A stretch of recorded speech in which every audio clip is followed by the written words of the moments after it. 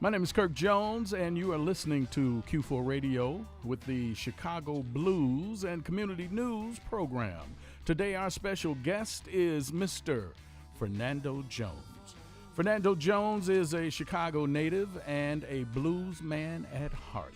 We're going to talk about his family history, his childhood, and the blues history that he is familiar with.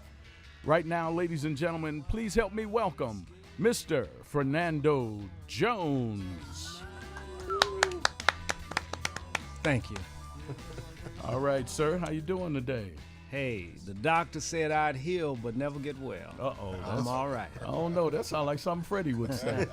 Don't put me down. Don't put me down. Hey, listen, we're going to have a great time today. Hope you guys are turning us up some. We got a program for you today, Mr. Fernando Jones. We have worked together quite a bit with Mr. Freddy Dixon and the Freddy Dixon Blues Band. We've done a few shows that Mr. Jones actually produced himself, and we're going to get right into this show. So right now, I'd like to turn it over to Mr. Freddy Dixon. Hey, Freddy. Hey, how you doing, Kirk Jones? And all our listeners out there. It's a good day to be here. A little cold outside, but we're going to persevere anyway. 'Cause that's what we do in this city. Well, I'd like to start the program off by talking a little about asking Fernando Jones about himself and his introduction to the blues. That's where I like to start off, your introduction to the blues. Because I know about, I know some of your songs and, some of your history. But I'd like to tell you I like to ask the audience, I'd like you to tell the audience how you got introduced into the blues. Freddie, I'm glad that you asked me that question, and that's a good question. I started playing in 1968. I was 4 years old. And the way that I got introduced to the blues was no introduction at all because it was always there. Having Southern parents, Southern relatives. When, during the Great Migrations, the Great Migration, my parents, like 500,000 other black folks, migrated from Mississippi to Chicago, and in most cases they brought everything that they had with them, and in most of those cases everything that they had with them was minimal. It was their religious or spiritual beliefs, it was their music, all right, and it was a dream of a better life for their children. My father used to always speak of Mississippi as if it was a different country. He would call it the old country. All right. And I would, question him as if he didn't know that was a state. But I learned to understand it was Mississippi was probably the roughest state in the Union for black folk. And it was an Iron Curtain type kind of a situation. And that probably helped produce that Great Migration. Yeah. It also helped black men to up their age, in some cases from 14 years old to 18 or to 21 or whatever it was for them to fight in World War II, all right, just so that they can come back to America and be Americans because they considered Mississippi to be a state non-American across the board. So with that backstory dynamic, I came up in a house, household, a multi-generational household, because my oldest brother was significantly older than me, and then there are brothers and sisters in between us, and I'm the baby. So I grew up in, if someone could imagine a Bronx Tale, I think that's a Martin Scorsese piece, or Spike Lee's Do the Right Thing. That's how my neighborhood was and how my life was. You grow up, it's like a movie set, right? Yeah. And everything takes place in that household and in that neighborhood. So in that multi-generational household, we had my mother and my father and my brother Big Flo, listening to, music that was kin to them, that would be like hip hop, which was, the Chess Records music and the Stax music. The brother next to me, Greg, who was probably the most impactful. And anybody that knows that have brothers and sisters at different parts of your life, you're closest to one of those other brothers, and maybe enemies of the other brothers or sisters. So Greg, 8 years older than me, so just say 1968. If I was 4, He was 12. So what was happening in 1968? The Vietnam War. So we heard Motown, right? Because that was kind of becoming popular music as the blues through the lens of Chess Records was becoming less, fading out. So I was listening to everything that was happening, the British invasion, listening to that music. Jimi Hendrix, of course, Iron Butterfly, all these different bands named after animals and steel and metal and things like that. So it was not a choice for me to say, okay, I want to listen to this. My nephew Chip, who was my bass player, who just passed away in 2023, he was listening to he was hooked on the Jackson 5.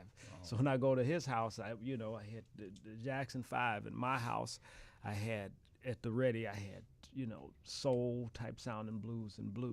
I had rock and roll. When I would go to one of my what we have called play cousins to the Campbell's house, and we're still tight today. When we go, my godmother Sharon, they had later in the 70s, whenever the Philadelphia sound came, they were listening to that. So I think that's one of the advantages to me as a blues guy, not sounding bluesy, but having all these different ingredients in my music, because it's all part of my musical genetic makeup.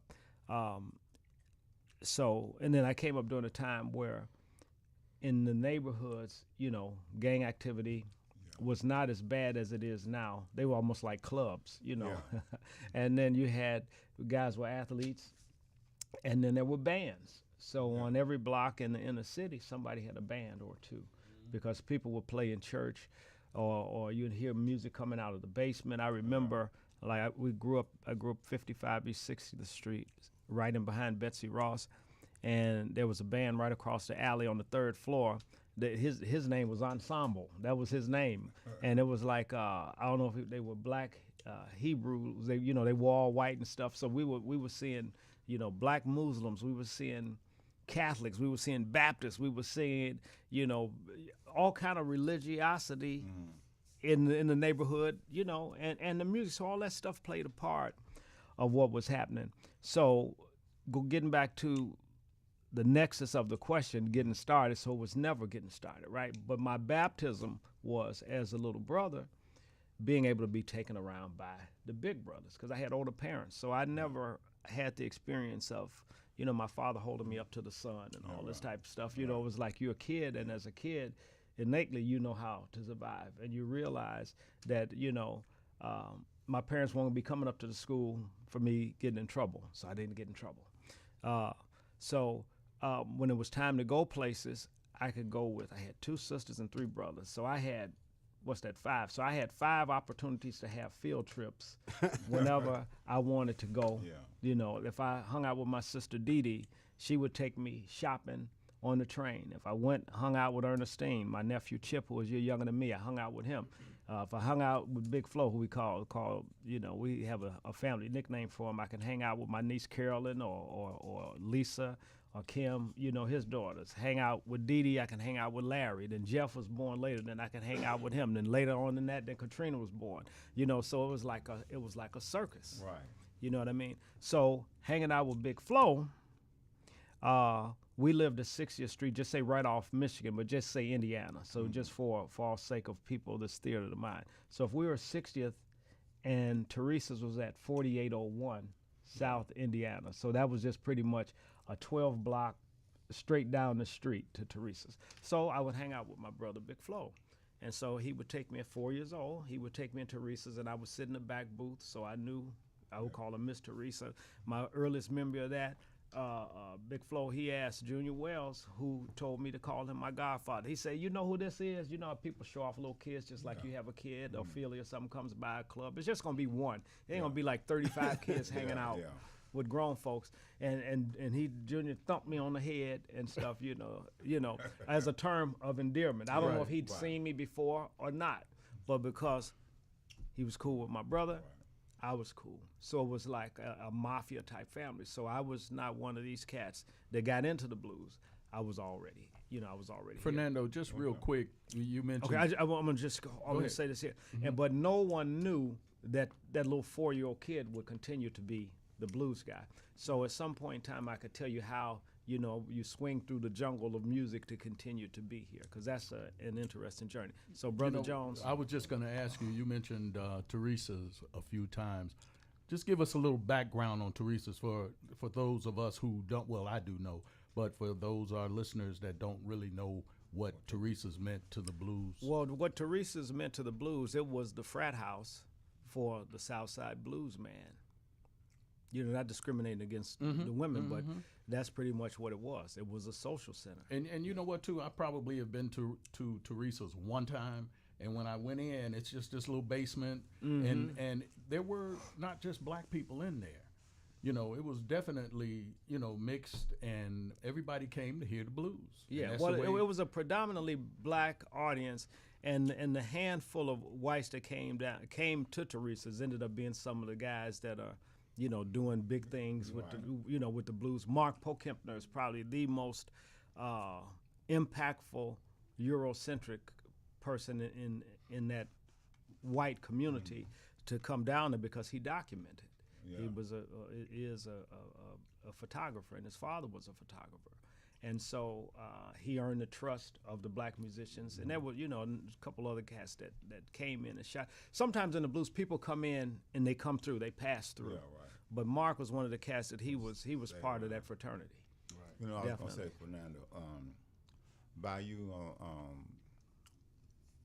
your family tree and all the music you grew up around, that gave you a well-rounded education in music. You well-rounded. You're not, say, per blues, per rock and roll. You got a little all of that in your music. I noticed that when you play. You got a gospel side. You got a blues side. You got a rock side. You got a country side. I listen to your music, and it's amazing the sides you come up with, the songs you write, and the way you play your music, and it's very interesting. And that comes from your bringing up in the music. Yeah, well, I thank you for mentioning that. And the thing that I like about interviews is when people ask things that haven't been asked, and I never even thought about it, because a lot of times during interviews, we as people getting interviewed, you get a chance to know yourself, because it's easy to be pretentious and to say the first 3 lines that are on your bio. I did this in 19 such and such, and it's like a robot. I never really looked at it that way, but that's great that you asked. So I'm going to try to figure out how to answer it. And I think I have those so many sides because I came up watching television and watching different music. Like, for example, when I came up on a Friday night, keep in mind I have these older parents, and this brother that's next to me, 8 years older than me. So if I wasn't going around with him doing his little gigs with his little rock thing, I was at home. And I had to amuse myself. I had older parents, so it wasn't like, my father was sitting down, okay, son, now read this book here. And my mother, it was like, hey, don't get in trouble. And hopefully God will let us live long enough to see you get grown, so we don't have to worry about somebody taking care of you because you're the baby. So I would watch I would watch the news. I would watch Fahey Flynn, Channel 7. I like Fahey because he reminded me of my Uncle Jackson, who bought me my first guitar. So as a kid, you find different things that are familiar with you. And I'm Fahey Flynn. He had the bow tie and the whole bit.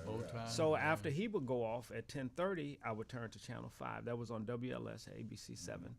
I would turn to the Johnny Carson show. Back then, the Johnny Carson show stayed on till midnight. And in his later years, they stopped at 11:30. So he would almost always have some sort of a musical act on there, or some pretty girls from Hollywood. So I was fascinated. So it was like I was always in a movie and fascinated. Maybe I had attention deficit disorder, because I was always tinkering with stuff, but I was always fascinated and always a student of everything. So I would watch that. When that would go off at midnight on Fridays, I'd watch the midnight special. So they had different kind of bands. And so I would pick up, so I would pick up my guitar, and my brother Greg, after he had got married and moved out, I didn't know how to tune my guitar, so I would turn it as tight as it could be, So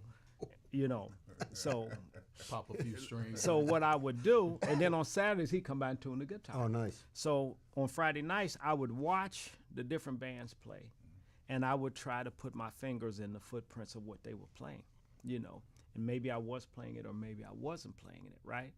And I remember the whammy bar, I used to call that the stick shift. Yeah. So I told Greg, I said, the next guitar I get, I want one with a stick shift on it.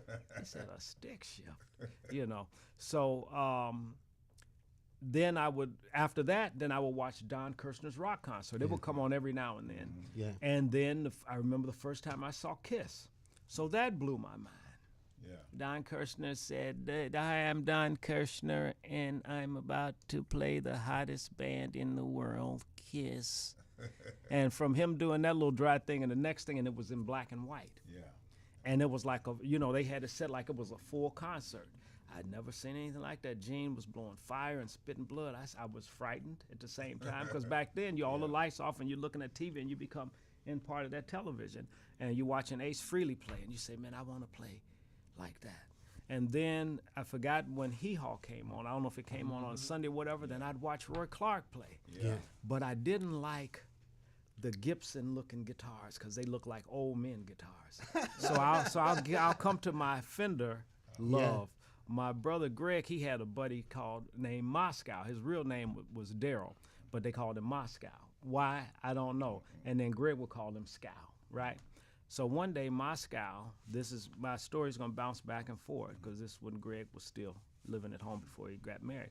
He had a powder blue, I guess they call it, I don't know if they call it Lake Placid blue or whatever, but I'm gonna get one day soon. I'm a telly guy, but it looked like a woman.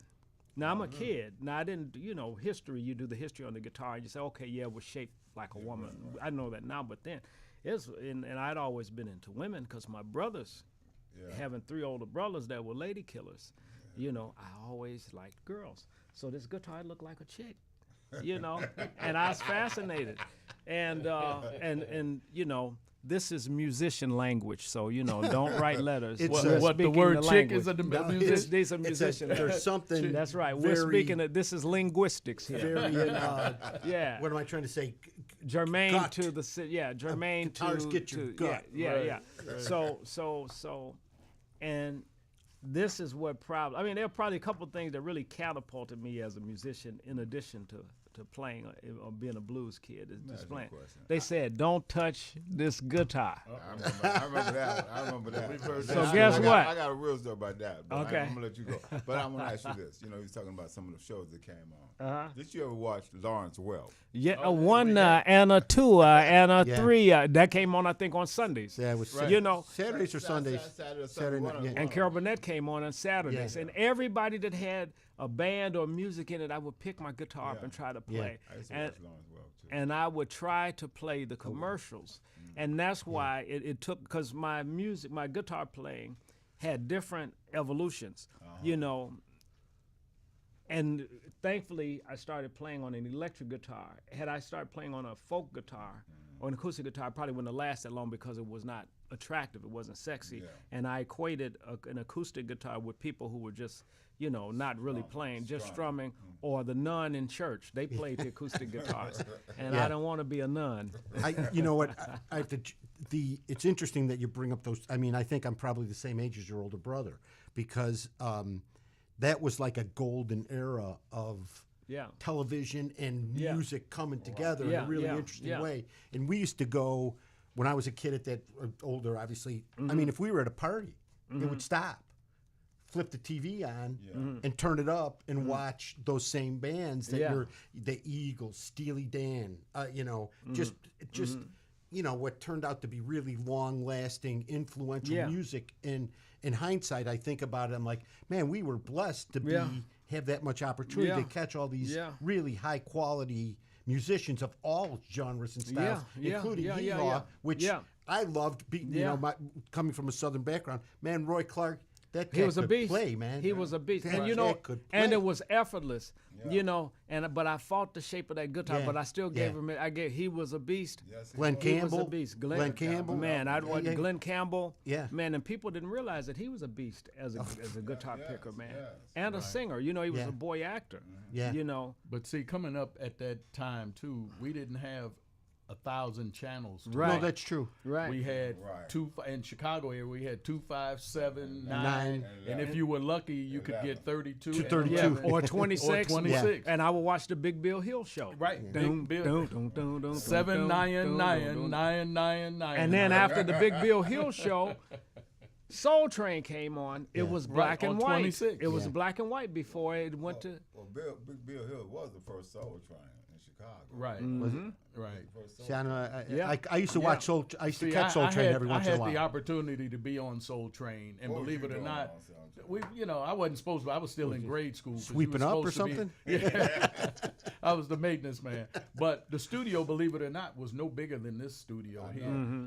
And the Don Cornelius was still there at the time. Then Clinton Gent came in and took over when Don Cornelius went to California. But it was an adventure to be on Soul Train at that age and back then too. Yeah, that was yeah. hot stuff back then. Yeah, and I think my brother Greg was so influential on those different styles because I'm just watching right here because by him being close in age, Big Flo was just like my father. Okay. So it was like that whole sibling type kind of thing, where I didn't really gain his respect. It was like pledging Okay. until maybe about the last 3-4 years of his life. And I thank him for that because he wanted me to stand on his own and not get breaks as his brother, which I understood. He was hard, man. He was hard. He was hard, man. He was hard. He was so hard that it was me, Chip, and Andre Cotton. All I wanted to do was play the guitar. I didn't care about singing. I wanted to play loud, wanted to play fast, and all this kind of stuff. Well, we needed a singer, so I would get him to do the gigs, right? And back then it was $50 a man. This is like I was still in college, the late '80s. So it went from $50 a man, and back then you had to pay. I had a phone, but I had to pay somehow. I don't know what the phone bill was, but the phone bill, it wasn't like one fixed bill. You have to pay for the calls. So if it's $50 a man and I'm doing all the work, my $50 is not my $50 when I get it, right? So it went from, paying him the $50 at the show at the end of the night to paying him $50. It was 3 sets. $50 after the second set. $50 after each different times. And it went to $50 after the first set. Then I'd have to pay him $50 when he show up as it evolved. Then it got to the point where if I told him today in January, hey, we got a gig at the XYZ spot in March, 3 months away. He want the $50 today. And then when you get to the show, he want $50 at the show. So I had to increase my songwriting and develop my own voice because I don't sound like regular blues guys because a lot of blues guys some have beautiful voices and some can't sing a lick, right? But they all have to have this big, and I'm a tenor, right? So I said in order for me to survive, I have got to write songs that, first of all, that I can memorize and then get a chance to play. And then I have to play songs. I have to write songs that, I'm not intimidated in singing because I said, what if I'm singing an Albert King song or B.B. King song and they come into the bathroom and tell you not to sing that song anymore because you messed it up? And then, I put my own self through those paces. And I said, okay, and how can I earn the respect of my brother? I said, I had to be my own guy. So one of the biggest compliments I had, one tune, this is around 90, before 89, I wrote the song called Operator. I only got 1 quarter left and I'm saving it for emergency, bam, bam, bam. So that song was in our set. And then he started trying to sing the song. And I said, oh, okay. So then I begged my brother, I said, man, let me write a song for you. Because I was always trying to push him because a lot of guys in Chicago, whether it was B.V. Odom or Johnny Christian, a lot of guys that were just stand-up blues singers, there was a ceiling. Yeah. There was, even though a lot of the standalone singers were better than the guitar players who sang or the harmonica players that sang, but the guitar was the blues. The harmonica was the blues. So I always was trying to promote my brother because he was my brother. And I thought that he was good, and I was just probably trying to prove I love you, right? So I created the first blues festivals at Circle Campus, where I graduated from, University of Illinois, Chicago. The first one that I put on, I had my brother, I had Buddy Guy, I had Junior Wells, and it could all be fact-checked. I had Coco Taylor, I had Magic Slim and the Teardrops. That show was booked in the spring of 1984, and due to a booking concern, it couldn't run until February 11th, 1985. So I want to say that again. So I was about a sophomore in college. So what's that, 19 or 20 years old? And I booked Coco Taylor, Junior Wells, Buddy Guy, Magic Slim and the Teardrops, and my brother. And then I had my band. It was me, Chip, Andre Cotton, Kevin Williams, and Eddie Butler. So what we did, it was because we couldn't get paid, because I created a club called Black Art Students for Success. My buddy Larry Cope, he taught me how, if you want to produce concerts and get, Columbia, get Circle to pay for it, you got to have an organization. So I created the organization, and I presented it before the Student Activity Funding Committee, sat at this table. So I've always been at the table with the big boys. I was at this table and stuff, and I had to sell it. I had to write up a budget. And an interesting thing about that piece, I called Marty Salzman, who was representing Junior Wells and Buddy Guy. And I called for Junior, right? And Marty, he said, for a couple $100 more, I'll throw Buddy Guy in. All right. You know, so that was showing you just how long it go. Yeah, so right. so Couple of 5 years $100, after right. that, Buddy Guy was the biggest blues star in the world. That's not taking anything away from Buddy, Right. but it's showing you. And that whole festival probably didn't cost $6,000, and that included Gary Gann doing the sound, and he probably got $1,000. You know, so once again, I've always been here. Creative. And I've always been creating. I've always been behind the scenes. I've always been in front of the scenes, because that was kind of normal of what I was and what I did. I wrote down Todd Rundgren's name here. I was watching the Midnight Special, and my brother Greg, Todd had and I got a chance to meet him later on in life a couple years ago at Columbia, and it was real cool. So he had a reel-to-reel, and that was the first time I was aware of somebody writing, arranging, producing, and performing their own music. So I don't know if it was Hello, It Was Me, or whatever one of his big tunes was. And he had the reel-to-reel going, and he was playing piano, but it was him accompanying himself.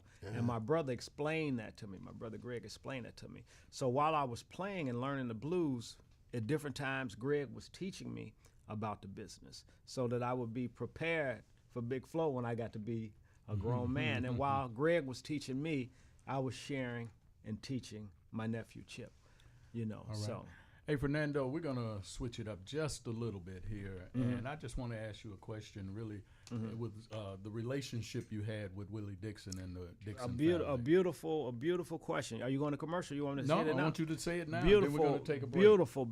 beautiful. Shirley Beebe was a friend of mine. Shirley was a friend of mine. Another guy whose name is Daryl, who grew up, he went to Simeon, and he grew up on the same block with Shirley. And so by me being a blues guy and in college, everybody, anytime blues is like a secret society, right? People either hate it or the handful of people that love it, they go crazy over it, and they treat you as if you're the last blues person in the United States of America, right? So he said, man, I got to hook you up with my girl Shirley. So I met BB before I met Shirley, but I didn't meet Shirley. These are Freddy's sisters. I didn't meet Shirley until we were on Common Ground, the TV show. Right. And that's where I met Shirley, and that's where I met Keith, and then that's where I met Old Man Dixon. No, I met him later that day because he was supposed to be on the show, but he couldn't do it for whatever reason. He and Scott Cameron were doing something. This is to put this in a historical context. This is the blues festival that was taking place in June of 1990. With the picture that I just showed you, Freddy. So this was that whole week, right? So that must have been like a Thursday that we did the TV show. And that Thursday or that Friday, I think maybe it was Thursday, to kick off the Blues Fest that was happening on that Friday, Barry Dolan's was in charge of the Blues Fest. They closed down Michigan Avenue, and they presented the Blues Heaven, the foundation. You know, they had restored it. I don't know if Gerald Sims still owned it at the times or whatever, but I was in the whole mix of all that. So I got a chance to meet, I used to call him the old man, and he would call me young fella. And so I got a chance to meet him, fell in love with him, and there's a picture that Carla Robinson took with he and I at the Blues Festival on that Friday or that Saturday. And I was blinking, so it's a picture of he and I standing up and I'm in a blink, but a treasure situation, right? So through Shirley was going out to see him in the summer in Glendale, California. Something was happening with the twins and Shirley couldn't go. So my nephew Chip and we had already bought tickets. I used my credit card. So we went and we spent a week in 7 days or maybe 8 days in California. So during that trip, we went and visited my friend Dan Smith at the Fender. They were in Corona then and moved to Mexico, then back to Corona. Went and rapped to Dan Smith, who I met at the NAMM show in 1988, 89. That's how I got my Fender endorsements and all this stuff. Went to the Mesa Boogie plant around San Jose.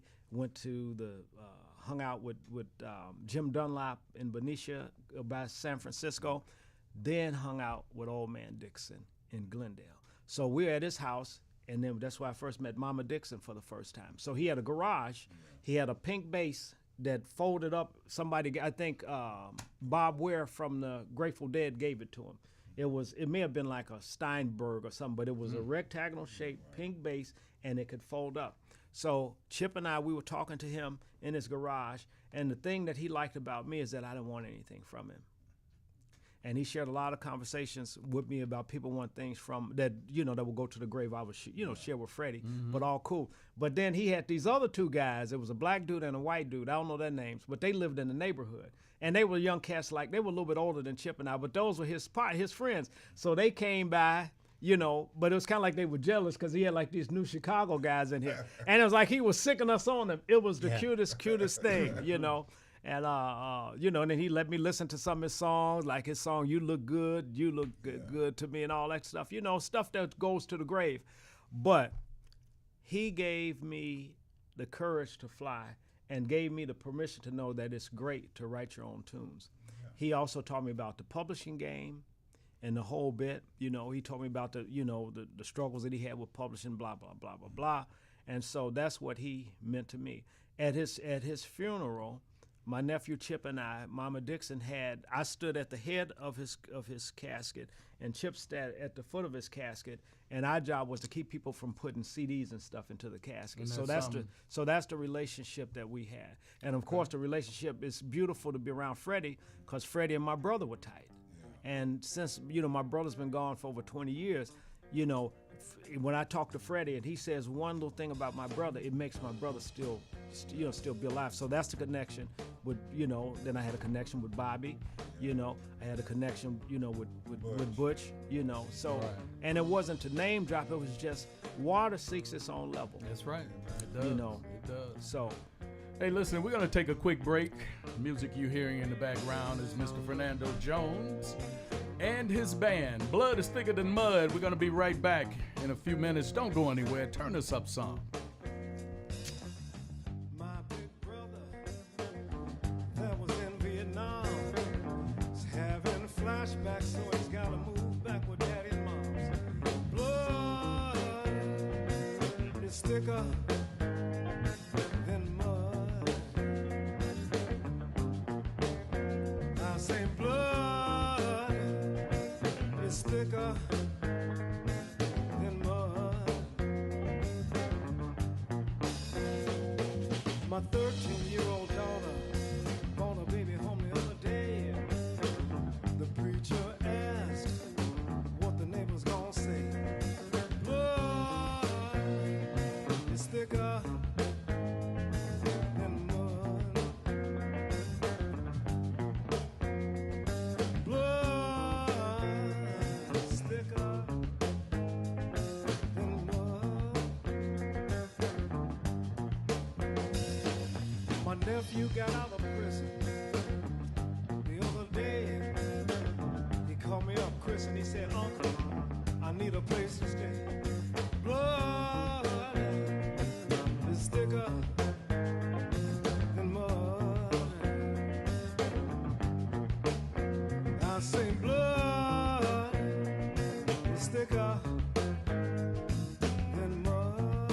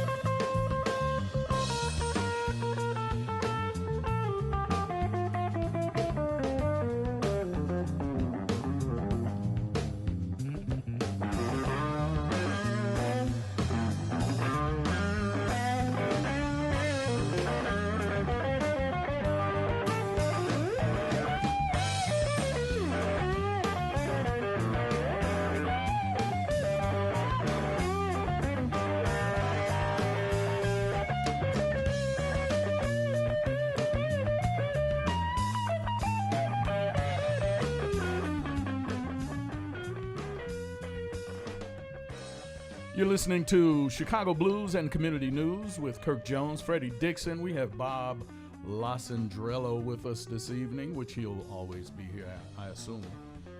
Until you kick me out. Until I kick you out. I want to give a shout out to my granddaughter Ophelia and my grandson Lennox, who are blues kids, big fans of Mr. Jones, as they refer to him. And they anybody else? actually went to his blues school. Yeah, this will be their third year coming up. Oh, they're still going Yeah, strong. it'll be the third year in July. Okay. When Yeah. did they graduate? Never. Never. You never graduate from the School of Blues, right? Never. That's right. All right. Well, listen, our special guest today is Mr. Fernando Jones. Yes, sir. And you are listening to Chicago Blues and Community News right here on Q4 Radio. And once again, always turn us up some. Mr. Fernando Jones. Yes, sir, Mr. Yeah, Jones. man, it's such a pleasure. We you know what? I'm going to remind you of something real quick, and then we'll get back into this conversation. Okay. A few years ago, I think it was just around the time COVID hit, you started the shows at the Naughty Lux. Yes, sir. Is that the name? Did I get it right? Jones is always right. Okay. Yeah, right. Wait a minute. But listen, it was almost, I don't know, what was that, 3 years ago maybe? About 3 years ago. It was my birthday. And it was in January of that year. And we had a show down there. Did we miss your birthday this year, Kirk? Yeah, no, not yet. It's the Okay. 28th. That's why I'm bringing this up. Okay. It's the 28th. But I just wanted to thank you once again for that year we had the show down there. You gave me your credit card. I don't know if you remember that. I still have it, actually. I remember that. I remember No, that. and we went, me and Manchester went and you bought chicken. Oh, that's right. For us The to wings. eat. For Far out. That was right. awesome. I ordered 50 pieces, and it was snowing. It was snowing that night, and I ordered 50 pieces. And I by the did that. time I made it Manchester, snow. Got back. by the chance me and Manchester They got back, they had two wings Two left. wings left. 2 wings. And it was on the place only a block away. Yeah. Yeah. So, Hey, but we did have a good time, and once again I want to thank you. You're If I didn't welcome. thank You're you that welcome. night, I'd You're never welcome. forgot it. But Well, I gave without remembering. yeah, so, hey. appreciate it. So we're gonna get back into the conversation once again, and I'm gonna let Bob start this portion of the show off. Go ahead, Mr. Bob. Well, I think that it's probably, one of the things, again, as I mentioned, my grandkids are members of the Blues Kids community, and I think that it's been a really profound thing in their lives. And even though they're young, I mean, Ophelia's 13, Lennox is 10, and I told my younger grandkids that in a couple years they'll be moving along too. And Thank you. But I just think That'd it's be just such a profound experience for them because even though it's 2024, right? There's still a real lack of diversity in most people in Chicago. I can only speak for Chicago. This is where we live. There's a big lack of diversity in everyone's life, young people, old people, whatever. We're all still kind of in our silos. And the Blues Kids Camp allows young people to really mix and mingle and just be themselves in an environment where it's structured enough to where there's not pandemonium, but it's also unstructured enough to allow the kids to really get to know one another and experience, there's a goal, but it also allows these kids to really be themselves. Right, to be kids. And it's just, it's been an awesome experience. I want to thank you for that. And I You're know welcome. my grandkids, whether they do understand it largely, astonishingly sort of, but I know in 10 years' time, they're going to look back on this and go, man, that was what an experience and an opportunity for them. And again, just you make this opportunity available to these children for free. And I think that's just an amazing thing to me, given the way the world is today. Yeah. It's an opportunity for these kids for free, and the structure of the camp is it's awesome. I mean, the way that you've put this together, because the kids have to behave.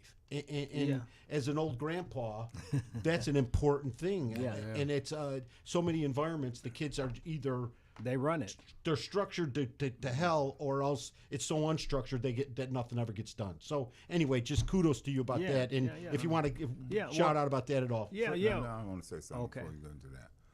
I appreciate what you're doing too, Fernando, because in the public schools we don't have Structure. no music. Oh yeah, that's No music. And And by giving kids the opportunity to play music, it broadens their horizons. It make them more adjusted to society. You can be adjusted to society through music. You can learn a lot through playing music. Because when I came up, they had gangs and stuff, but they never did mess with the musicians. No. The musicians had a pass. Right, so- right. And it saved a lot of people by being musicians from keep you out of trouble. Right, You doing right. something constructive. And the gangbangers, he's just a musician, leave him alone. You know? They just musicians, leave him alone. And that turns into something else. You can turn a musician. By learning music, you learn to create. You create anything just by learning music. You can become a rocket scientist. You can become anything. Because of music. Of what you learn. Of which Brian May is from Queen is a rocket scientist. So yeah. So it's a lot. Good things come from playing music, and I appreciate you giving the kids an opportunity to play, and it needs to be more. Your program needs to be more broadcast into the world, not just in Chicago, to the world of what you're doing. I know you go around the world with it, but it needs to be bigger. I know you're doing a great job, but I'm talking about as far as grabbing kids off the streets, and I'm gonna make that a pledge to you that I'm gonna start getting kids more involved. Thank you. You know what too? Thank you. You know what too? That you said that years ago, my son played for the White Sox Training Academy playing baseball, and at the time they had like just one facility, which was the White Sox Training Academy. I can't remember what town up north here, but they had just the one facility. And now that they've been in the program and into doing this with these kids, it's brought and opened up now. They have them all on the south side. They may not have a big facility, but they got satellites that they bring these kids under the White Sox Training Academy. And that's what I guess what Freddy's basically going at is the fact that putting it on a wider broadband. And again, it takes money. It definitely takes money. So with the help. It takes an effort, the effort to let the people know what's going on. Because if you don't know, you just don't know. You don't know, right? So, exactly. And I have opportunity to talk to a lot of people in my days and through my days on Earth, and through my church, and through my nieces and nephews. I can get them involved. I just thought about that when we were just talking about it. Do you have child musicians at church? Because I'd love to have them, man. Well, our churches. The churches fell apart since the COVID. Okay. We have an older congregation. We have just a few. But I'm gonna talk to them. I'm gonna let them know. Okay. I got a 9-year-old grandson. Yeah, I got plenty of nieces and nephews. And putting him in some cool. I'm gonna get them involved. Okay. In that. Cool. I appreciate what you're doing, bro. Yeah. Well, thanks. Well, I'm only able to do it, man, because my brothers did it to me. Amen. My brothers, blues camp was in my living room when I was the only blues kid that I knew. You know what I mean? And that's the story of a number of us who, musicians, whether, I know it's definitely like, for black musicians, it was a living room. For white musicians, it was the garage. Okay. And luckily, fortunate enough, I kept with it. I remember, man, even when I started, how my blues kids piece came about. I was substitute teaching in Chicago Public Schools and brought my guitar to school one day and finished the lesson early and just started creating, and the kids fell in love with me fell in love with it, And then everything goes back to that 4-year-old little boy that I was. It always comes back to checking to that little dude there who was looking to his brothers for, I guess, approval or acceptance. And I realized that, when you look back and you peel back the layers of the onion, it was like this was a way for me to be with my brothers. But I was also fascinated. I was fascinated by, and I guess and I don't know if I had attention deficit disorder, but I was always tinkering with stuff and I had to amuse myself to see a guitar right here and somebody strike it and the sound comes out over there on the amplifier. That was fascinating. To watch a drum being struck and the sound, then to watch 4 or 5 cats get together and to play. And that was fascinating. And to watch the reaction of the girls, that was, and then to watch, Inspiring. and then to watch That the was even reaction better. of me trying to play. And when you start off, your parents tell you to put that thing away. And it's like riding a bike. You don't remember the moment before you couldn't ride till you can ride. And you don't remember the moment before your parents say, man, turn that off, to the point of, hey, baby, come out here and play that song for them. When when black folks have company, Right. and you live in an apartment, and the country cousins come by, they parade the little kids, come out to do the little dance or Dance play a and little sing bit a of tone, song. and then now go on back into your little room now, And You said something earlier that I had a special relationship with. And you said, "Don't play that guitar." mm-hmm. That's how my father got me to play bass. Oh, he tricked you. Jedi mind trick. He said, he had I was running the studio in 7711 South Ray Sing, and he's going over in Europe. A bunch of them going over to Europe. And how old were you then, Freddy? I was about 18 years old. Okay. He said, listen, I got this electric guitar, this electric bass. Whatever you do, don't touch it. Don't touch it.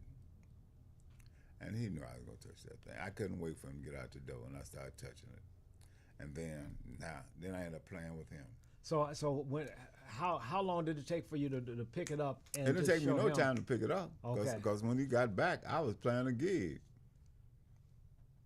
I'll go around and watch the cats play, and people would come by the studio, and if you know anything about an instrument, I ask you what how to get along on it. Uh-huh. So they're teaching me, and I'm going out, go to them jam sessions and say, here you come again, and then I mess up, but I learn from my mess ups. I don't do that no more. So then my father's guy named what's his name? He was working at the shipping and receiving at Chess. What's his name? I can't think of his name right now. He was a drummer. He used to come back, and so he sit down and I play along with him, and so one day he said he came in and asked my father, say, hey, Dixon, can you son play a gig with me? He said, who you talking about? He said, Freddy. He said, Freddy don't play nothing. He said, Freddy play bass. He said, what? He said, Freddy play bass. I couldn't play good, but I can keep up, I can keep up. I know my changes, Uh-huh. And so I played with this guy, and I made $25, and I was hooked. $25. Did your dad try to get some of that 25? Nope. I was hooked. $25. I made $25 my first gig. And when did your pops throw you into the fire, man? How much pledging did you have to do for him to accept you, before he accepted you? Well, after I started playing with this guy, then I really started practicing more. Just practicing on with records, and anybody I could get a hold to would show me anything. And he saw me coming along. And so one day he said, I want you to go on the road with me. He said, I just want you to play bass, behind the band. And when I get up there, I'm going to play, he blew his bass, But he was standing up there, and I was playing along with him too, But I was a nervous wreck. You talking about a nervous wreck. I was so nervous, man. I was behind the drummer, And but what got me out there, I told this young lady, she said, do you sing? Here I go, line. Yeah, baby, I can sing. Yeah, do baby. a song for me. I said, oh, shit. I got to do a song for her. I only knew one song. I knew a lot of songs, but I never sang it, And the song every kid in my family knew was How Long Blues. Everyone could play it on the piano. I could play on the piano today. That's the first song I ever learned. And so I'm singing How Long Blues. I'm singing, boy. But that was the tremolo you got in my throat. And that song was the shortest song that ever been sung in history. I think I made through one verse and cut it off, boy. But I was just so nervous, But then after that, I got it. My father said, you know what you're doing? He said, sing the songs with me, when I'm singing them. And so I started singing the songs with him, while he's singing them in the background, just singing along, learning the words. And that's how I got on. So It makes sense. So simple. Yeah, But, that's a great advice. Yeah. Who would think of it? But I mean, it does- that's how we kind of learn the songs that we sang in school and just yeah. you know It's like just singing them, just doing right. it, you know, just doing It's it. just a matter of doing it. Yeah. But Fernando, I was going to ask you a question about. Yes, sir. Yes, sir. What was it? About which one? Well, we just say this is a nice segue into sort of what we talked about a lot about, you know, mentors. Yeah. Both mentors that you have and Yeah. people that you mentor. Yeah. So that's a big thing in the blues. Yeah. But you know, it's not all peaches and cream. There's some dog cats Oh, for sure. Performers, in, you mean? in the blues And music, who- period, man. who can't help themselves but can help you and won't help you. Right. You know, so that's important. That's the bad And part. that's the bad part. So I say that because when you mention the people that have helped you, it makes it that much more monumental. Yeah, Uh, for sure. Because old man Dixon didn't have to even talk to me, but he did, and it changed my life. He didn't have You to know, talk to Sugar me Blue didn't neither. have to talk to me, but it changed my life, inspired me to write my book. You know what I mean? So you don't know how People. you'll impact people just by giving them a piece of time, because music is meant to be shared, right? Amen. You know, Yes. and that's why Blues Camp is free, and I would imagine that's why the Blues Festival or these different festivals in Chicago are free. You know, we come from I come from a free mentor, free environment. Dr. Rita Simo, who founded the People's Music School, was a mentor of mine. And people mentor you at different times of life. It doesn't mean that they had to mentor you your entire life. They could have mentored you for a year or for a moment that you got something from them. The People's Music School up on the north side is free. You know, and kids come and they audition. Right. So when I created the model for Blues Camp to be free, you know, I was not just necessarily grabbing it out of thin air.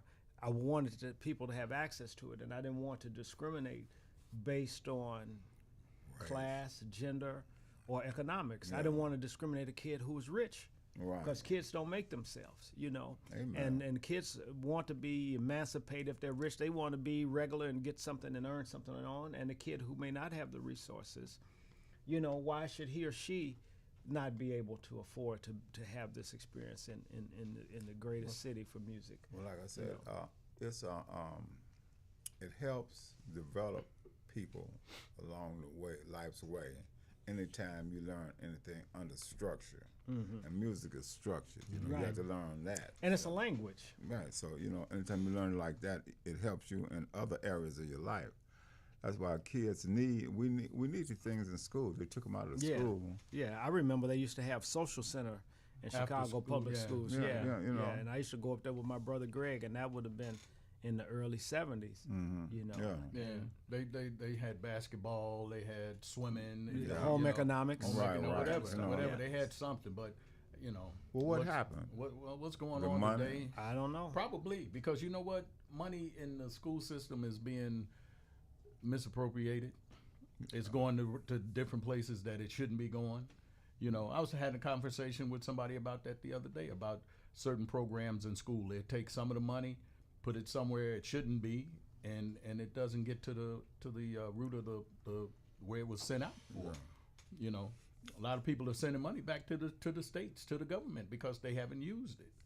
What about that school program? Yeah, he's we worked involved in? with a school. It was called Westtown Academy, Yeah, right. and we had a great program with them. They came down to the studio here a few times. We went to the school a bunch of times. COVID kicked us in the tail. When Right. COVID hit, it knocked us out. But I still have contact with the lady. We're going to do something with them again on this program. Okay, good. And what it is, the Westtown Academy is an alternative high school governed under the city of Chicago. And what they do is kids that have had problems in regular public school and they can't attend regular public school anymore. This is an alternative high school. Yeah. They graduate with a Chicago public school Certificate. diploma. Diploma. And they have the programs there. They had a recording studio in there that they were trying to put together. It was just equipment sitting there.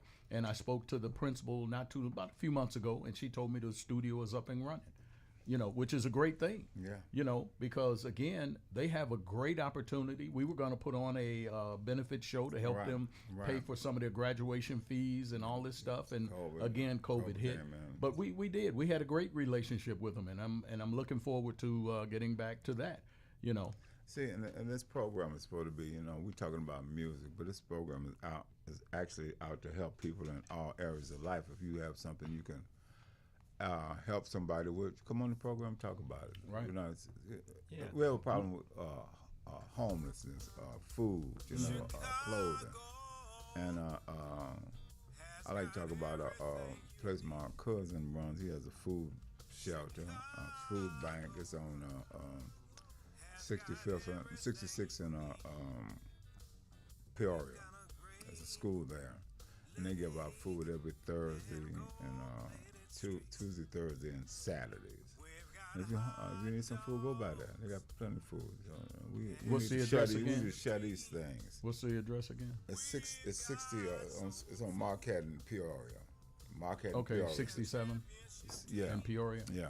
Okay. It's a school right there on the corner. Right. Hey, listen, we're going to take a quick break right quick. If you want to give us a call here at the studios, it's area code 312-985-7834. Give us a call. We're sitting here talking to Mr. Fernando Jones, and you're listening to the Chicago Blues and Community News radio program right here on Q4 Radio. So that's what. We've got a great lake and gold-plated streets.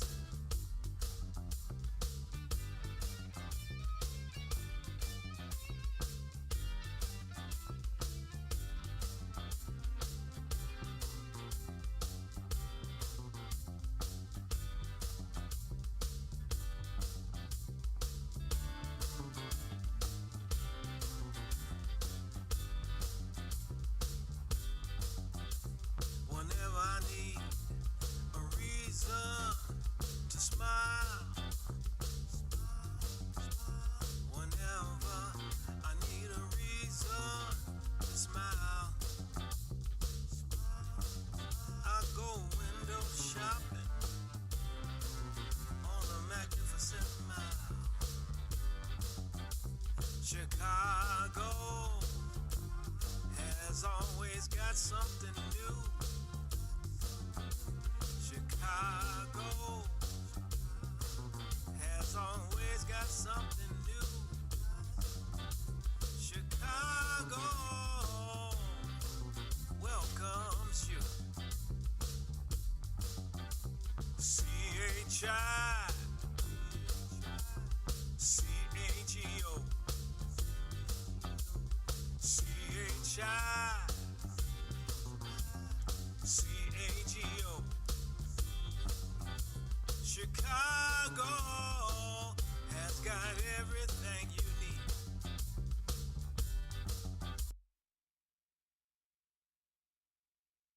Oh, yeah, that was a short one, wasn't it? Fernando, you got to make some longer songs, man. See, in the radio business, you call the long songs your bathroom songs, so you can get up and go to the bathroom. Unfortunately, I don't have to go. Freddy. Hey, listen, we're here having a great time talking to Fernando Jones. Fernando, we didn't live too far from each other, man. I lived at 51st Prairie. Freddy lived at 51st and Calumet. 52nd. All right, that one block didn't make a difference. We could still throw. Hey, yeah, right, yeah. You know what? But it was so crazy because back then we didn't know all of these blues musicians lived right in the neighborhood, because right up the street was a guy that I knew that was one of the Norfleet brothers, the gospel group, the Norfleet brothers. And I used to see him every day, and I'm like, because he was like a construction worker, and I'd see him coming home every day, and we'd speak, and I'm watching Jubilee Showcase one day, and they did the opening for Jubilee Showcase, the Norfleet brothers, and I'm like, that's the guy, and Coming out of that great migration, there wasn't that many places where blacks could live. So they lived if you lived on the west side, Right. you lived in a rectangle situation. If you came to Chicago in the 40s or the 50s, you were staying somewhere around Lake Park, 47. And when white flight happened, then blacks were able to move farther out south. But, you probably lived somewhere between, Cracker Box. Right. King Drive and Lake Park and 22nd and maybe 51st or maybe 63rd. Yeah, because I think the closer to the lake we lived, because we didn't live that far from Lake Michigan as You could opposed walk to, over there. right, it was walking distance, but, and before we moved in, it was white predominantly, Yeah. in that area. And I mean, you go there now, some of the buildings, of course, are gone, and all the landmarks that we knew of as kids are gone, and it's like going into a ghost town over there now. But look, that's neither said nor done. We're going to get in here some music, some live music from Mr. Fernando Jones. So, ladies and gentlemen, we're going to do a little acoustic set here, and we're going to sit back and listen and enjoy. Ladies and gentlemen, please turn your radios up for Mr. Fernando Jones.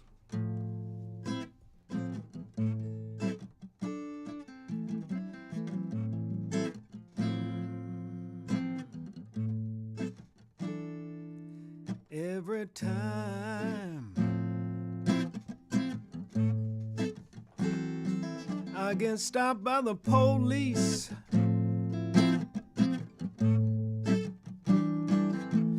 I'm a thug. I'm a thing, I'm a thief.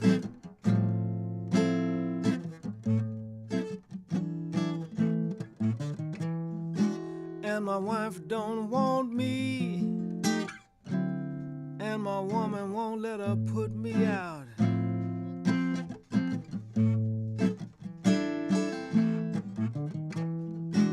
My wife don't want me.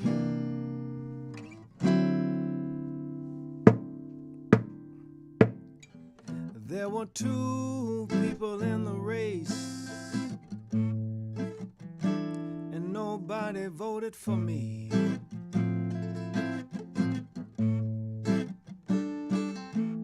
They wanted to raise taxes, and I wanted world peace.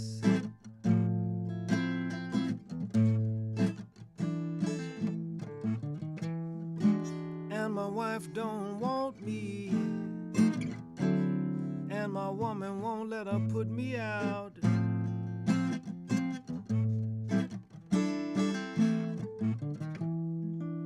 My wife don't want me.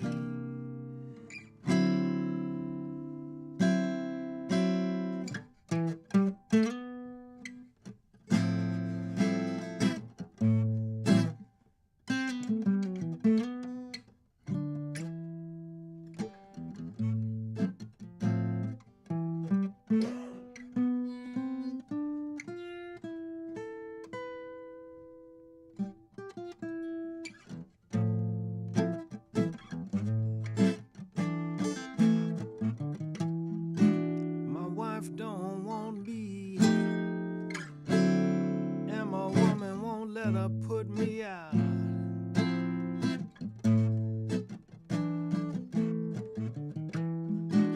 My wife don't want me.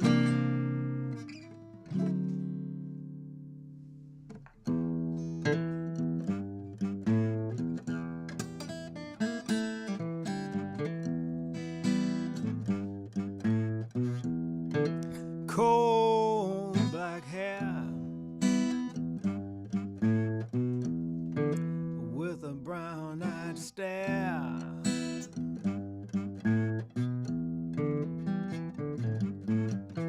The girl is sweet as a candy store. She's 5'4" and don't need no more. Sing it with me. Well, she's 5'4" and don't need no more. She 5'4" and don't need no more. She 5'4" and don't need no more. She's 5'4". Real nice shape, with style and grace.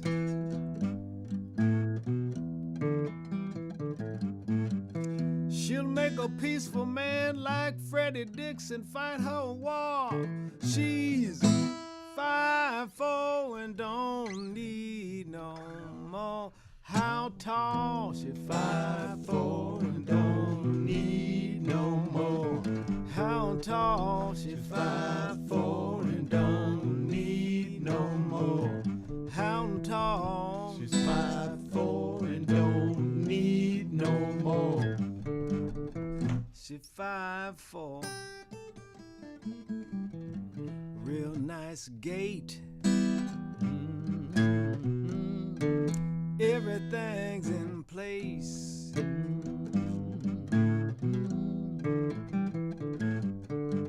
She got legs from her neck to the floor. She's 5'4" and don't need no more.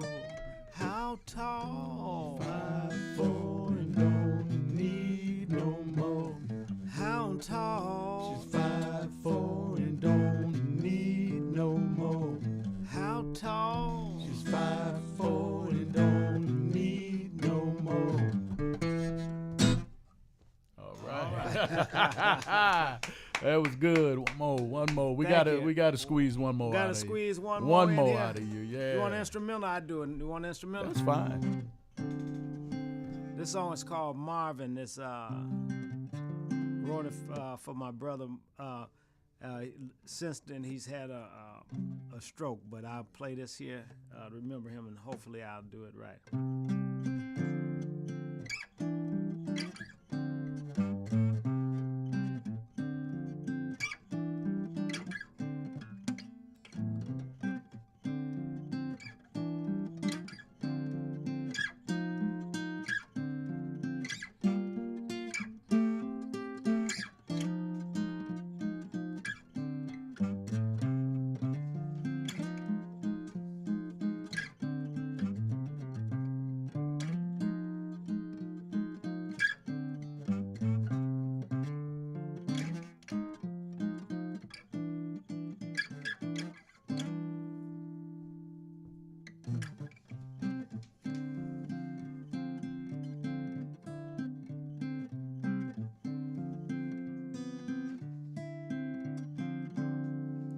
Then I close it out with this one. What we do with the kids, we got a hello and a goodbye with them. So I close. This is the last one I get to do. All right. You can do as many as you want. Do it, yeah. Do as many as you want, man. All right. This one here is called Mr. Jones. Mr. Jones, can you, if you don't have the clap already, can you clap your hands at least? They'll get it at home. All right, y'all. Play the blues or die. Here we go. 1, 2, 1, 2. If you want a Cadillac, repeat. If you want a Cadillac. All right, now we're gonna do it one more time, y'all, to show you that we're not lip syncing. Here we go. If you want a Cadillac, If you want a Cadillac, you gotta get it from Detroit. gotta get it from Detroit. If you want a job, If you want a job, you can't be afraid to work. you can't be afraid to work. If you need some money, If you need some money, see Freddy for a loan. see Freddy for a loan. But if you want the blues, If you want the blues, come and see Mr. Jones. Sing it, Mr. Jones. Mr. Jones, Mr. Jones. Come and see Mr. Jones, Mr. Jones. Come and see me, Mr. Jones, Mr. Jones.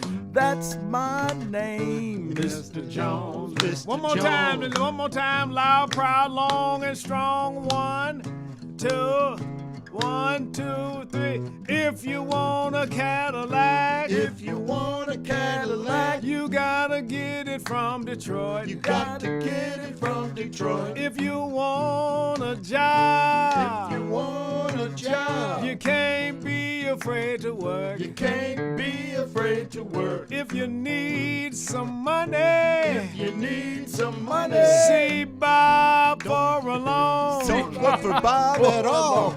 But if you want some love, if you want some love, come and see Mr. Jones, Jones. Mr. Jones, Mr. Jones, Mr. Jones, Mr. Jones, yeah, come and see me, Mr. Jones, Mr. Jones, for some loving and some honey. Mr. Jones, Mr. Jones, Come see Mr. Jones. Mr. Jones, Mr. Jones. Oh yeah, come see Mr. Jones, y'all. All right. All right, ladies and gentlemen, Fernando Jones. doubles Great on job. Mr. Jones here. Yeah, I think we're gonna have to do that live somewhere, man. Hey, look, you got it. All right. You got it. Hey, listen, we're going to get back into this. We got a little time left here to get into some more. This is a very interesting program and conversation we're having. So let me ask you this real quick, Fernando. What are some of the current jobs you got going on and programs and your future projects that are coming up? Well, let me see. In order, I'm having my big 60th birthday celebration Get on outta here. February 10th.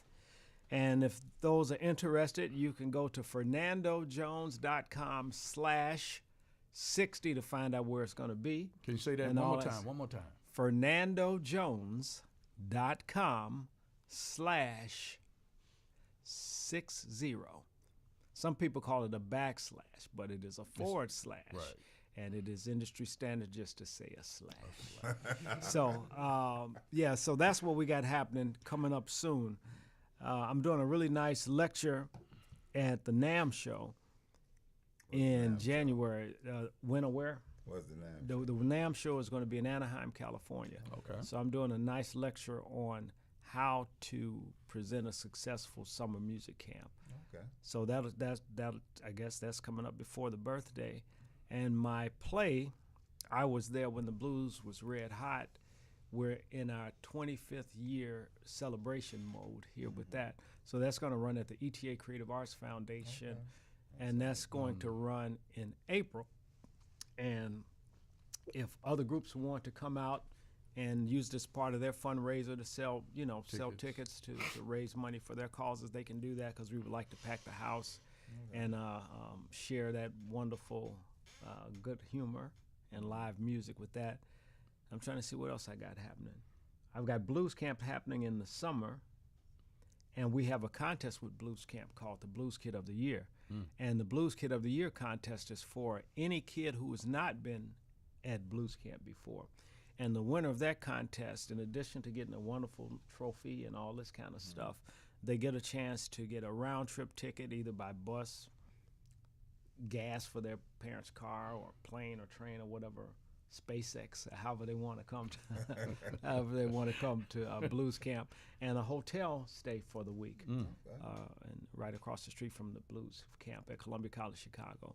Okay. And of course, Blues Camp, and that's for 11 to 15-year-olds, and that information can be found at blueskids.com/contest.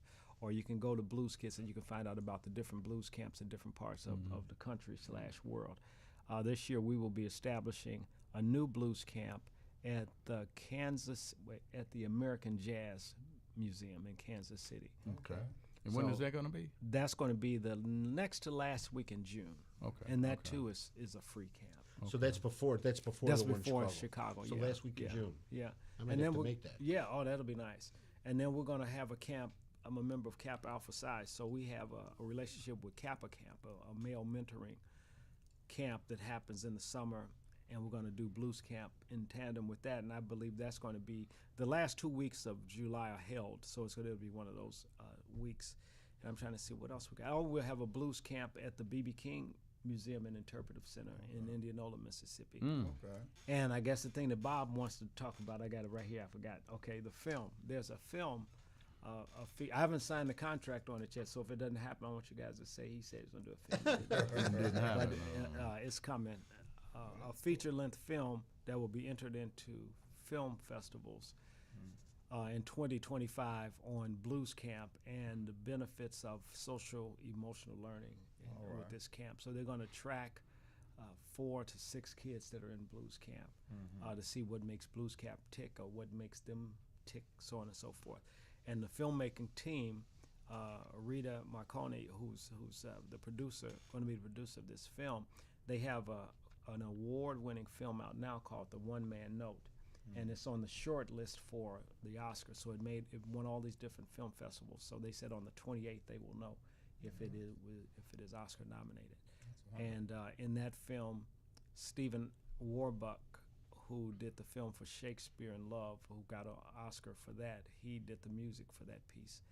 And so whether they win or don't, that's the horsepower that will be behind this blues camp, So Wonderful, man. I got a quick question too about the college thing that you do at Columbia. Oh, and then College. I got another piece thing too. No, go right ahead with that first. Yeah. and I then- wrote a tune. I don't think it's going to make this documentary for PBS, but for Major Taylor, he was the first black professional athlete superstar in the 1800s, and he was a cyclist. Okay. Right. And he made fortune, blah blah blah blah blah, and died poor and stuff and all this kind of stuff. But he's so big that there are hundreds of I don't know if there are hundreds, but there are a lot of cyclist clubs named after him.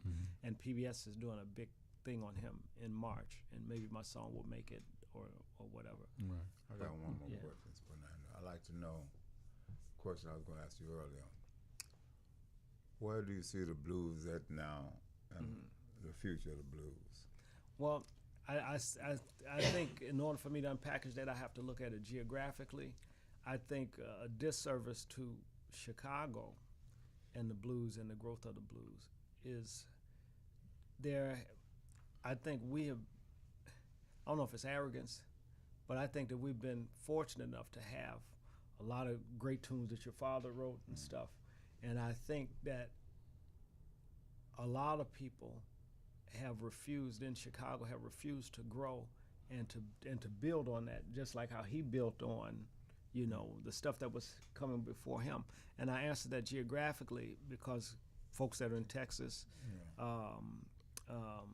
like Gary Clark Jr. and those guys, they're not slowing down, because they're not stuck in the mindset of a perpetual homage presentation, And I think I think in different geographical pockets in America, I think they will be fine. But I think living in Chicago, I wish that we had more daring over the last 50 years, because the blues is a multi-million-dollar business, and the musicians, don't really get a chance to get a piece of that. And it's because a lot of us have not been daring enough to command that. And it might be because the record company people say, well, we want to do like this here. But there's always open season on new ideas. I just think like when Prince came out and people said, man, the guy's, too short and, you're going to play everything. Yeah. But he had to take a chance. Right. And somebody had to take a chance on him. And now we're talking about him. It's Yeah. Prince, you know what I mean? James Brown took a chance. Your father took a chance, Yeah. And I have a note here that I put down. When, if there is an afterlife, which I hope and I've been taught and trained to believe, I think when you meet your ancestors, they're going to ask you, what did you leave for somebody else? Yeah. Right. And I don't want to meet, Muddy Waters or Burt Bacharach or anybody that's written great songs. And So you're a musician, huh? Yeah, they're sitting at the table and they're talking about what they've done, and I have to tell them I paid tribute to them all my life. I want to be a champion at the table, but that's just me. Yeah. And then of course there's room for homage, but I think we've done it to death here, in Chicago, and I think we paid the price for it. I mean, you look at Freddy. Freddie is promoting his dad's legacy, and I mean, Freddy has a right to do that. Yeah, no. Of Freddie course he is an has a right, but exception. that doesn't mean Freddie take advantage of that right, and he's doing everything he can, because even at this time in his stage in his career, he could have gave up and said, hey, I'll just sit at home and collect whatever little money I got coming in and be done with it. But the good thing about Freddy and the good thing about old man Dixon is that Freddy was documented playing with his father, right? Exactly. And so Freddy is a gatekeeper. Yes, sir. And he owes that to those ancestors and stuff, because if not Freddy, who? Right. You know what I mean? So there are always exceptions to anything, that we say, but I think that Chicago, it's like, for example, Chicago overall, right? If there are 100 guys, 100 bands in Chicago, and they put out, I know they'll have CDs, they put out 100 albums a year, right? And they'll put, some guys making the same album over and over and over and over, they're just changing the words. And they'll tell you, I made 40 records, but they all sound alike, Same stuff. Or you have some people that make some great music, and then you go to hear them play and they never play it. Yeah. And it's like, I wanted to hear this song XYZ that you did. That's why I came to your show. And then they're doing the Great American Songbook, And I can't understand, why, somebody would get on a plane and fly 14 hours and they've got an album out, right? And it's all right to do cover tunes. They got an album, they got 12 records on them, 2 are cover tunes and 10 of their tunes, right? That they, took them 20 years to write. And they go all the way overseas and they don't play their stuff. Because they played it all here to get them on that tour. But they don't play it here. Yeah. They don't play it here. So do you think? And I think it's fear, and I think it's brainwashing, because a lot of times record companies can control record companies or anybody, your husband, your wife, your child. People want to have the last word to be able to control, and somebody. It's just like you have a girlfriend and she's pretty, and she's pretty and that's relative. You saw her, she's pretty, but she's getting attention from you, and she's pretty, so she's getting attention from other people. So now you want to make her feel like she's ugly, so that the attention can repel off of her. Yeah, right. It's crazy. Do you think this is it? So hypothetically, we're talking about going to Europe or Asia or something. In your example, do you think that's part of that audience expectation, or do you think that it's purely comfort, not wanting to get out of a comfort zone? I think it's easy. It's easy for me to pick up this guitar and play, lift every voice and sing. It's been played 100 years. But the challenge is, okay, I'm going to do a song about Major Taylor riding a bike and give you the ability to hate it or to like it, right? After you play your songs long enough and you have a repertoire, you can read an audience, and your audience is much more intelligent, because if you Bob LaSandrello, he puts out a tune. He puts out a record, a 5-song CD. When you go to another country, they want you. We think they want a tribute piece. The girl that saw your picture, she thinks you're cute. The girl that listened to track 1, 2, 3, she took off work, she took a bath, she got her hair done, and she came to see you. Hopefully. Yeah, you know what I mean? So our audiences are not patting myself on the back, but everywhere I go, and I've had a career all of my life doing me. So I can't be a unicorn. People, one day before somebody heard Purple Rain, they didn't hear it. No, I feel you. So when they heard it, they either had the right to like it or to not like it. You get brainwashed. Yeah, one day somebody didn't hear Dirty Minds by Prince, or didn't hear For You, or didn't hear Superstition. And you put a record out and you hope, if you're not doing it, but you hope, you say, I hope that somebody, hope that they like it. Right. You know what I mean? And that whole phrase, you shouldn't rest on your laurels, but it's easy to do. I mean, it's easy for me to pick this up and do. Oh, yeah. Okay, and then do that 17 different times and get through a set. And you can make a living of it. And I think that there is room for tribute. If you're gonna cover songs, call yourself a tribute band. Don't bill yourself as, the greatest band in New Orleans as Fernando Jones, and you come out and you're doing Sidney Bechet and Alan Toussaint all night. Come out and say, this is Fernando Jones doing Sidney Bechet and Alan Toussaint. Now the audience doesn't have to be insulted, because it is always open season on new ideas. The greatest songs have yet to be written. Amen. And that's how I feel.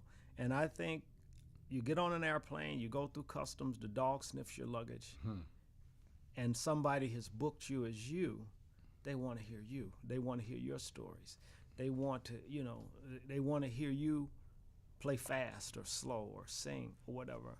Just like you. When you go, you can go see Donald Fagen with his Steely Dan thing, and I'm sure Donald Fagen knows he probably knows the Peanut songs for Christmas. You know all the the name Giraldi. He probably knows all those songs on the piano. But you're paying to go see, even though Becker's not around. Right. But you're paying to see Steely Dan. You know, you want to hear Asia or whatever. You know, Black Cow, and you go there and he's playing Fernando Jones songs or whatever. You know, they don't want. Be nice for you to hear. Well, right? yeah, but they, you know what I mean. They want, you know, totally. because Jimi Hendrix said, "What'd he say? I'm the one that's got to die when it's time for me to die. So let me live my life how I want to." You know, and Michelangelo said, "Inside every block of stone, there's a statue, and it is the task of the sculptor to discover." Right. All right. You know, Fernando, too, I wanted to ask you earlier about Columbia College. You know, what's the program going on over there? How long have you been with them, and where do you see the program that you're in going from here? I was recruited to be the founding blues ensemble director at Columbia College in 2005, and I'm still there. And knock on wood and all this kind of stuff. We have a great staff. We have some pretty cool programs for the kids. We have a hip hop component. Obviously, we have a few jazz components. We have an R&B component. We even have a what you call it, not country music. What you call it, a music world musicana, Americana. You know, so I think the kids get a chance to get a rich education there because many of us who are their professors are cats and chicks that are playing and can also hook them up with gigs. One of the things that I think that is so sad, whether it's Berkeley or Columbia or Belmont, is that we train these kids, man, and then you look on TV and you see a kid with no training and they go straight to the top. I was like, I was watching, it was on last night, Olivia Rodrigo, and I watched. She was like on Saturday Night Live, and I couldn't even watch it because it's like, Billie Eilish, who has an interesting voice. Now her voice sounds like her voice, and I guess the record. Nobody wants an original till one comes along, and I always think, who signed her? Obviously, they signed her to go into that Billie Eilish thing, but it's like, where are you at in this? Where, you know what I mean? But that's I guess that means that I'm old. I sit around and critique, and I wish that it was fair, and I wish that there was some kind of a way that these kids that we train, that we could usher them into the show business piece to give them a shot, give them a fair shot. I got one more question. I'd like to know, what do you think about the blues itself? We know where the blues came from. And a lot of young people are ashamed of it. Now the blues, like my father said, the blues is the roots and the rest of the music is the fruits. So I don't think the kids know the heritage, and what the blues come from. They know that. See, all these other music is standing on the back of the Exactly. blues. So they have to be taught that, and then they won't be ashamed of the blues. Exactly. So Do you teach that in your? Yeah, definitely. History is definitely a major part of anything, especially the way that I teach, because it's I use it as like music as a second language, also the historical component, and I always want my students to know why they're singing, and also the debt that they owe to their ancestors, and also the debt that they have to those who have yet to come that have not even been born yet, because I'm here because somebody gave me a chance, and 50,000 people died before I was born to keep that door open for me, and 1 million gonna be born after I die, and we have to start thinking communally that it's not so much about us, but like you say, about this historical piece, And I think one thing was coming out of the whole slavery piece and the sharecropping thing. I mean, there's a history of the Eurocentric duping the poor black man who may not have been able to read or write, and looking at illiteracy as a form, thinking that the people are stupid. Just because you can't read or write does not mean that you're stupid or inept, you know what I mean? So that game had been played, chess played it, on those cats and stuff to kind of keep them under control because they didn't want them to get away, you know what I mean?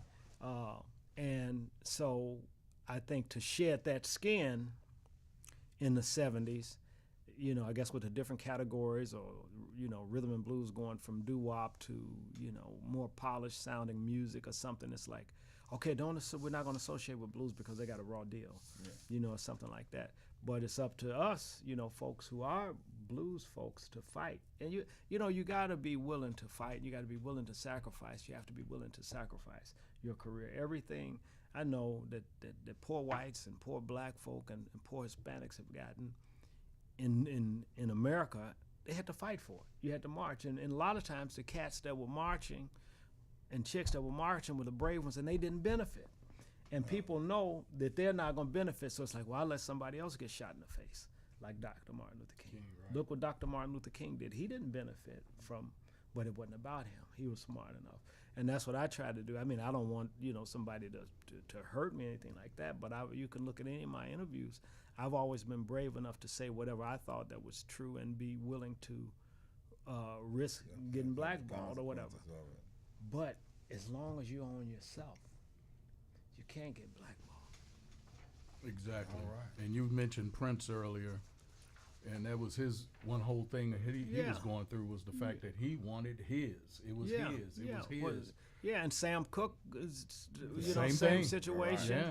You know, Curtis Mayfield, the same thing. Yeah. Curtis is a little more successful. But when you try to want to do that and you're a person of color, people make you think you're crazy. Mm-hmm. And same thing with Dave Chappelle and the comedy thing. You know, Right. when they want him to put a dress on. You know, they want to make you seem like you're crazy. You don't want $50 million.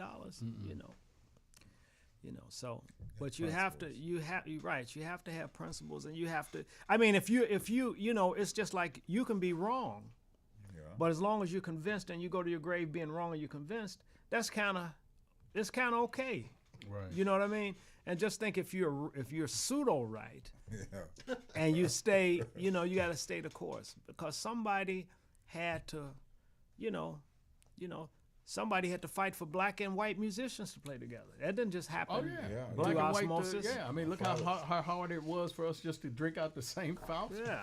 You know, but You know, somebody man, had to shoot. fight, and somebody said, "Man, they're crazy. You're crazy," and I'm sitting where I knocked your want to glasses sit. out. Yeah. And then somebody may have had to make a chance. You know, I was thinking about this last week when I found out or knew you were coming to the show this week. Did you cheer when you found out? out? Well, actually, Did you pull out all no, your I'll be honest with you, Fernando like you being paraphernalia? honest. No, I didn't cheer, but you know, we always have a good time when we're Yeah, together. yeah. And I was looking forward to this, and I was thinking of things to ask you because we've never really sat down and had a conversation. It was everything was already putting the show together, getting the show going. Yeah. Well, show business is a superficial situation anyway. It's a Right. make-believe piece. Yeah. And you can know people for 30 years and never break bread and have coffee Oh, with of them. course, You don't know of them course. because It's everything is show like, up at this time, set up, and leave. it's like this here. It's like, okay, you're my friend, but don't get too close because I don't want you to get this gig that I got. Right. That's how it is. Right. in Oh the yeah. show. Well, Got Well, that that wouldn't right. affect us Yeah. because No, I'm not Yeah, like that, but I'm right. just saying, Right. you know, it's like, man, I'm coming up on 60. I left it on the table at 20, and I'm definitely leaving everything on the table. Yeah. at, Well, at I'm 60. never So, yeah. mind. Freddie's still older than all of us. Yeah, Yeah. all of us put together. Yeah. There is I'm telling you though, man. There's a certain element of in praise of being over 60. Yeah. There's a piece of that you just go, eh. Yeah, Right, it's- exactly. yeah. What are you gonna do to me now? Yeah. I'll Right. tell you something. It's a good thing in not getting old. You're getting old. Oh yeah. Oh yeah. You know the good thing about not getting old? It's being still here. Huh? You didn't die young. Yeah. Yeah. That's only the first thing. Yeah. About it. Right, Yeah, you didn't yeah. die young. So But be my grateful question, for that. my question was, yeah. you know, you look at a lot of the, I'd say the English musicians that, and I don't want to say maybe stole the blues, but they added their rock to it to make it sound different. They learned it. They learned from Oh yeah, your dad yeah, from the and Muddy and you all know them cats and all of going them. over there. Yeah, I mean, they took it and took advantage of it, and we didn't. right. As a people, we didn't. We let it go. Yeah. You know. Yeah. And it's that's our basically music. what my conversation with you was basically, you know, how do you rank us, you know, as far as American or Chicago blues, as I would say, as far as how the British invasion came over here and they just swept it away almost. Just like Freddie was saying. Well, I mean, some of it, you know, And I go back and forth. And if I answer this question tomorrow, it would be different. And Friday I'd have 3 different perspectives. In my book, I Was There When the Blues Was Red Hot. I write the chapter borrowed and or stolen. You know, so to steal something, there has to be an intent to steal, right? But the thing that we do know that they were enamored by black musicians, black music. They were enamored by Motown, and they were enamored by the chess piece. And also music, no matter what type of music that is, it reflects the environment. You know, if we were in rural Mississippi, you know, our music would reflect, it would almost sound like it came out, even we playing with the same instruments. If you live in Harlem and it's busy and bustling, the music more than likely is going to sound, you know, the hip hop that came out of Harlem and the Bronx sounds, it's a different ingredient than what came out of, you know, Compton. You know, both still hip, you know, both hip hop or rap. Hip hop is the culture, but both forms of rap music, same, you know, but different. So I think that them being young teenagers, and there used to be a commercial that had the phrase, it says, "This is not your father's Oldsmobile." Right. Okay, so they were coming out of big band music, the kids, the big names that you know, the Claptons, the Jimmy Pages, Mick Jaggers, all those type folks. And every generation wants to be different than their family, than their parents musically. I think hip hop is probably the only form of music that I've seen, and I'm not an ethnomusicologist, but I guess as close as one can be to being one without being one.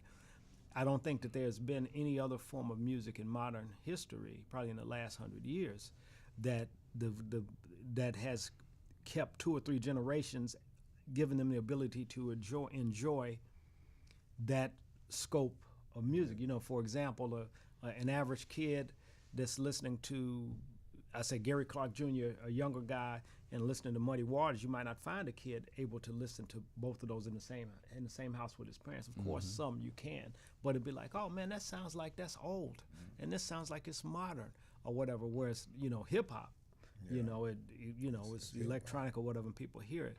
But I don't think that.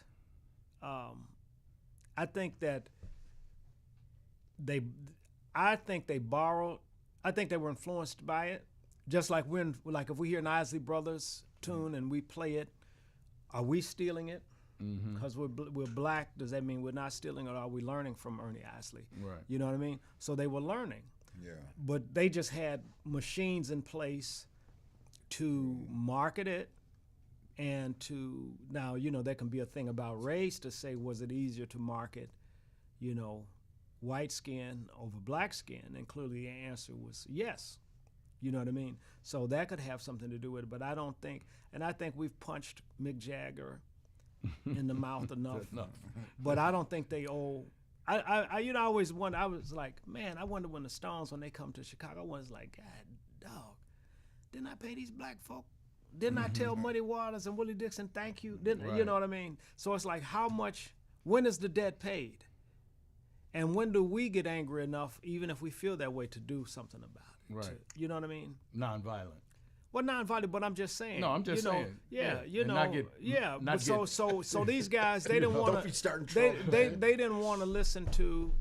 They didn't, you know, they were rebellious. Right. You know, coming out of the 1950s, I guess that was the. They fought about it. Yeah, and they didn't want to hear. Black musicians fought each other. And electric instruments were just becoming popular, and then you throw in the factor of girls, you know, and you know, our hairstyle is different than our parents. You know, if your parents' hair is short, your hair is going to be long. Yeah. If they wear blue jeans, you're gonna wear a suit. If they wear blue jeans, if they wear suits, you're gonna wear blue jeans and spiked boots. Yeah. You know, so I think that they borrowed it. And I think many of them as musicians probably never even, there's some who start off seeking fortune, but most guys that have a band, they're just doing something for the guys. You know, you're getting together with their guys. Oh, you play guitar, I'm gonna put a band together. Then you do talent shows. And then, you know, because you don't know how to price if you get a gig. And you know, how many of us get an agent or a manager off the bat? You know, that stuff doesn't happen. So I think that, I know I went down 6 rabbit holes. And I hope that I answered part of the question, if not all. One for you. Listen, go ahead, Fred. Me and Bob has had this conversation 1,000 times. What's the score? Who Probably is it Probably Bears? even. Is it Bears Green Bay? And if so, who's Green Bay? We try to figure out blues and country music. Okay. Now, blues was big one time, and people said they stopped playing because it's not commercial. But country music was saying the same thing, and they commercialized and it's big. So, what was the reason behind that? Black folk didn't control black music. I really think that's a really, really good answer. Okay. And you know what, Fernando? Makes sense, doesn't it? Yeah, no, totally. And again, I think that there's a number of factors. There's the simple factor of who's got the money, Right. who's got the numbers, and your point is really pertinent to that. Right. And, Yeah, and I think that it's fascinating to me because I just happened to be reading a book about the early days of music moving up from the South, both country and both country and blues. Right. And you'll love it because, or I wanted to share with you, the guys who wrote "Lift Every Voice," Okay. they're featured characters in this because they were commercial songwriters. Yeah, James Weldon Johnson and John Rosamond. And they wrote a lot of stuff for minstrel shows, Broadway shows, and the point that the thesis of this, and I'll keep it brief. The music was completely intertwined. Yeah. It became segregated as a result of segregation, as a result of Jim Crow, as a result of the increasing separation of the races. And then it became a commercial thing where race music, white music. Right. They came from this really combined source Right. and went like this. Right, So right. again, I mean, there's a lot more to it than that. But Yeah. your answer is a really good one. Right. It's just like shepherd and sheep, right? The shepherd and the sheep. And I'm glad about it because I've never really talked about it like this. If you have a family and somebody from the outside, they come and they dictate to you what your family coat of armor, your family crest should be, and they dictate to you what it should be, they control it. Yeah. But if you stay and control your piece, then and that's the same thing that would happen to music. And I think blues has been at a disadvantage economically, from I'm trying to think of my man that did the field recordings with Muddy. Lomax. Alan Lomax, recording, and they, it's got the jump on and got the bluff on. When it comes to country music and blues, BMI was created to support blacks and country artists, which was considered poor whites. Right. Lomax, though, him and his contemporaries were recording, quote, air quote, hillbilly music at exactly the same time. Yeah, because it's like, remember the birth, if you have to look at stuff in a historical context. The birth of the recording industry was in 1921. I believe BMI was created around between 45 and 50. So just say 20 to 25 years later. The recording industry, there was no way, and that was kicked off with Mamie Smith's Crazy Blues. So there was no way to even know if this would be an industry. You know how many businesses start and flop and you never hear of them again?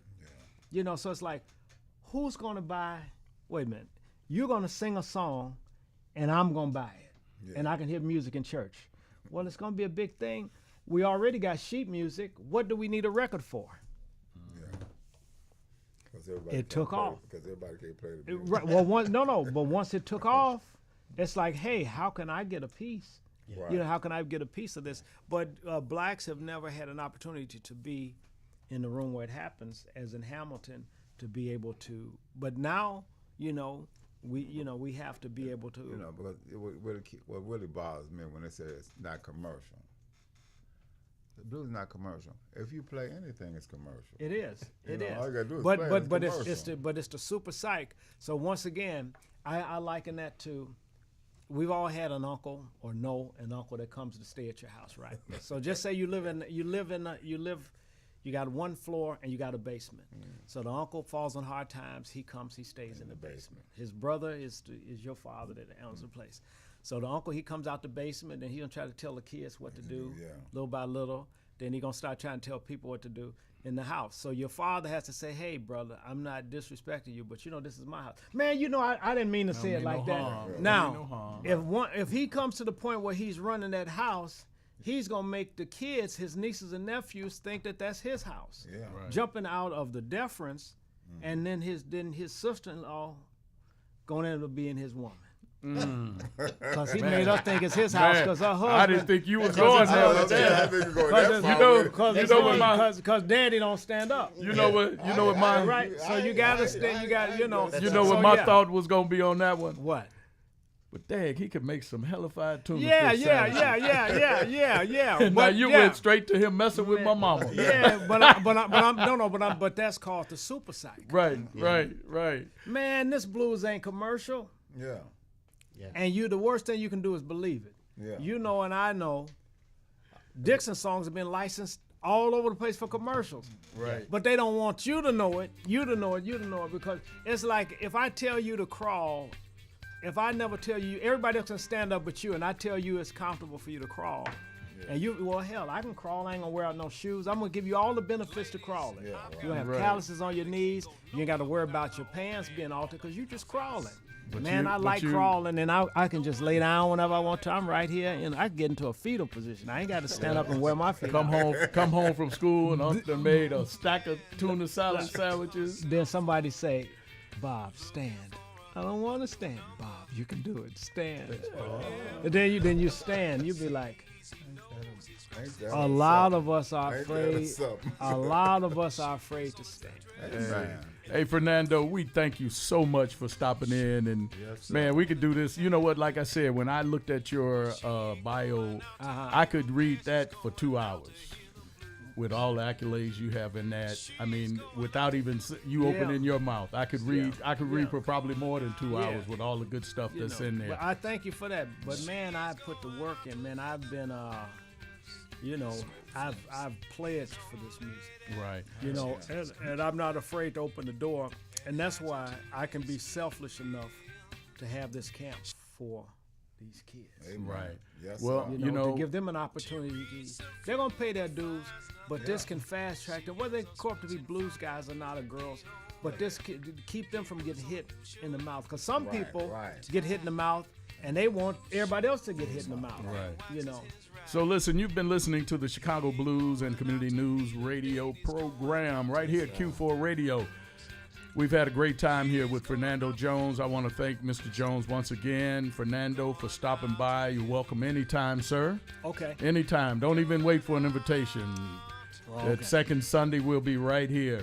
I want to thank Mr. Freddy Dixon, my co-host, and Bob Lasandrello. Thank you. Once again, the staff here at Q4 Radio, please go to Q4 Radio and leave some comments. You can always reach them here at the studios at 312-985-7834. And until the next time, Chicago and the world, we thank you. The Chicago Blues and Community News, we'll see you next time.